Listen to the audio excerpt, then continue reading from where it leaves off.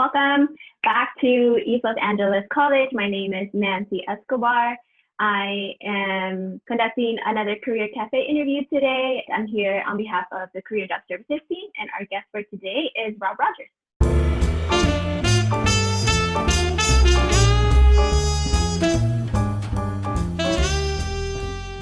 So thanks, Rob, for joining us today.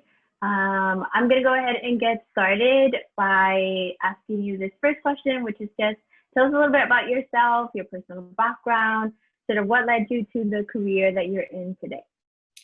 First of all, my name is Rob Rodgers, Jr. I grew up in Los Angeles, attended public schools here, LA Unified, went away to school on the East Coast back at Lincoln University, which is an historical Black college. Came home and started teaching. Matter of fact, I've been teaching for the last 30 years. Grew up in the Baldwin Hills, View Park area. Married now, 18 years. No kids, but my kids are my kids at school. What led me to the education field was the nudging and the encouragement from my mom and dad. You know, I graduated from undergrad and they had told me, it's like, we can't carry you on our insurances anymore. You gotta get your own job, you gotta get your own this, that, and the other. So they were hiring at the district. And so I said, they told me I could stay home as long as I'm doing something productive. So I went down to the district, took the exam and got through that process. And I've been at it ever since. But I didn't plan on, teaching this long. I wanted to kind of do 2 years and then go back into urban planning, because that's what my major was in college. But the benefits of teaching, the students, the impact that I had on them was really, really enormous. Plus summers off, the weekends off, that helps too. And that led me to stay there and then kind of moved laterally, whatever, teaching adults in the evening time or teaching Saturday classes or teaching intersession. And so that's where I stand. I never wanted to do administration because I wanted to kind of keep my hands and my fingers on the kids and the lives that I interface with all the time. I kind of thought that being an administrator would take me away from that. So I stayed with teaching and I've enjoyed it. I've had a nice run. It sounds like it's been pretty great so far. Yeah, it has. It has, really. So tell us a little bit more about what you're teaching, who you're teaching. Well, my school is 61st Street Elementary School.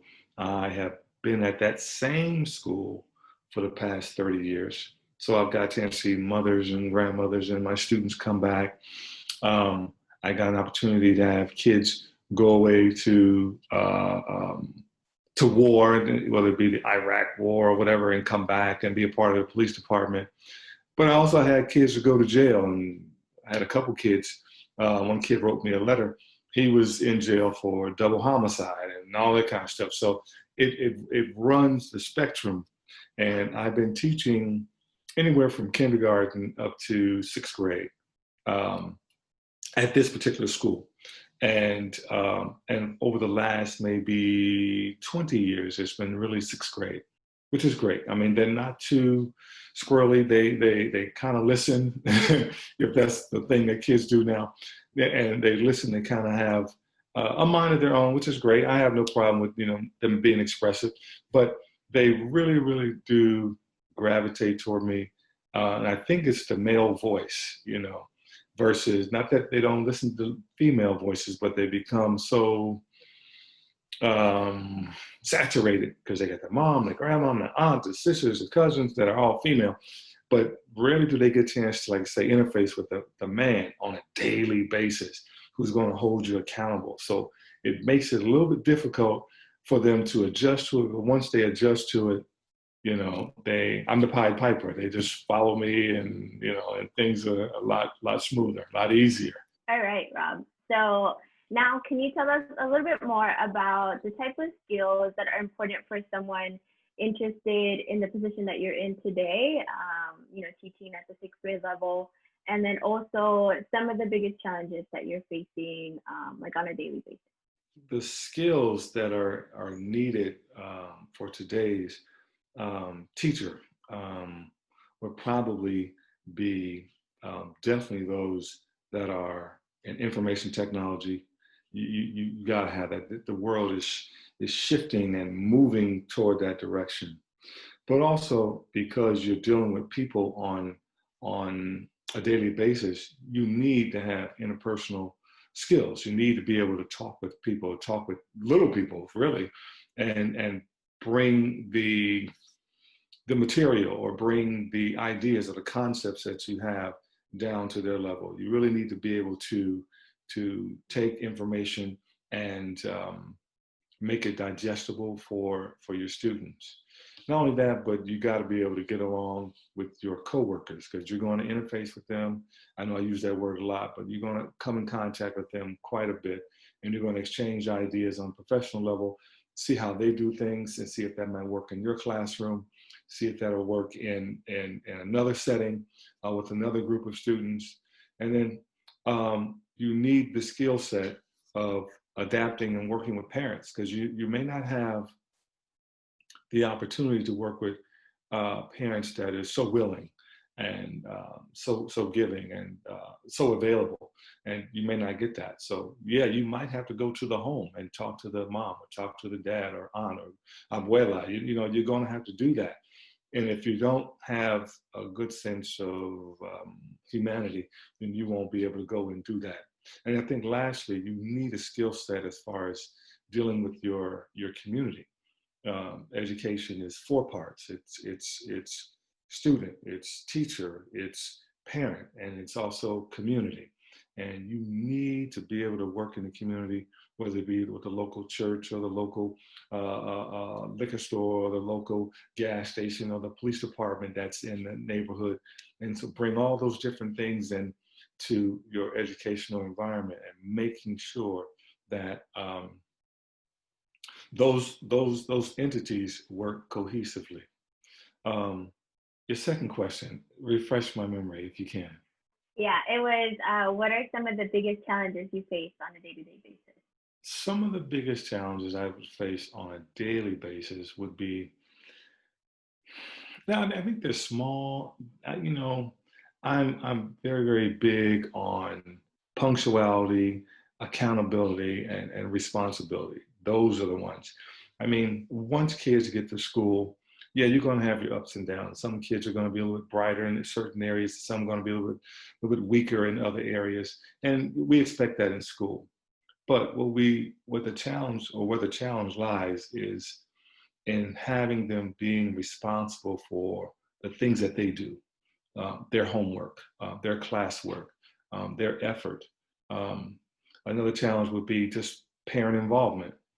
Sometimes when parents or when kids get older, parents tend to relax a little bit because kids kind of have a little bit more dexterity and they can do more things, but they still need the eagle eye, so to speak, to be on them to watch them and see what they're doing because they're still kids and they will definitely slip and slide and get away with whatever you allow them to get away with.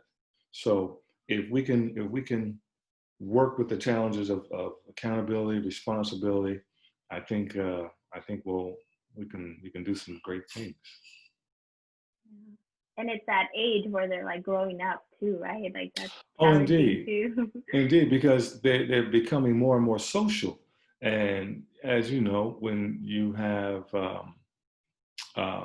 more freedom, then things tend to slip a little bit and get through the cracks, but they're not mature enough to balance the socialness of school with the academics, and so that takes time and maturity and practice. And so when they're able to do that, they may be in high school or college where they can do that a lot more and get more practice in doing that. But as they are just young pre-adolescents, it's a little tough. It's a little tough. Yeah. And they're lucky to have you. For this next question, I feel like you've answered a bit of it, just like in the passion that we can tell that you have for what you do. But so it's going to be, what do you enjoy most about the work that you do, and what are you most excited about right now? The excitement part comes every school year when you have a new group and a new chance or a new opportunity to really shape and really mold them and to get them to be something that they can't see in August, but you can see in June. You know, get them to be those that are shy, to come up out of this shyness and to be more outspoken and to be a little bit daring, so to speak, to try more. You know, to be a little bit um, not so protective of themselves, but willing to take some risks and some chances on education and really risk failing. So I think that's one of the main ones. What was the other part of your question? What do you enjoy most about the work that you do, like in general? Okay, in general, I really do enjoy always the first day of school. It's always a good challenge. Just knowing that there's this newness and it's fresh, and then also graduation day. Graduation day is always a great feat. Um, the kids kind of see how far they've grown. You'd have seen how far they've grown, their moms and dads as well. And that's basically it right there. Just seeing the transformation. That's probably it in a nutshell. And there'll be some other peaks that happen throughout the year, whether you got a kid that's hadn't been doing well on assignments, and then he's able to um, have the keys unlock his intelligence, and he's opened up to everything, and he can see how math works, or he see how his writing has improved. Those are some of the small victories, but in the overarching theme of everything, just having them start one year and see where they are, and then get to the end of the year and see that they have done an outstanding job, and just giving me effort. And that's big. That's huge. Right. So, Rob, what kind of recommendations would you have for students that are looking to enter this teaching field? Are there any entry-level jobs or part-time positions that you recommend beforehand? If there are internships that they can take through their university, that'd be ideal. If there are I was going to say summer programs where they get into the role of a teacher, and even if it's on a 6-week summer program at the local church or at the local rec center, where they are engaging younger people and having to lead instruction or give direct instruction, that would be ideal.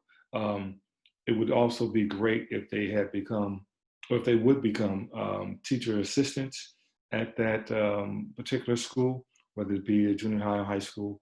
That way they can see the machine in motion and see what teachers are doing, and see how they prep, and see their lesson plans, and see if they are using technology and how much are they using. So getting involved in those things, and even possibly if they are just coaching at the local YMCA or at a local park and rec, where they can do picking up a little league team, basketball or football or soccer, because you are involving the dissemination of knowledge, and you're instilling discipline, and you're instilling all these things that you're practicing in those areas are transferable to the classroom, because teaching is a form of coaching, and coaching is a form of teaching, so they work hand in hand.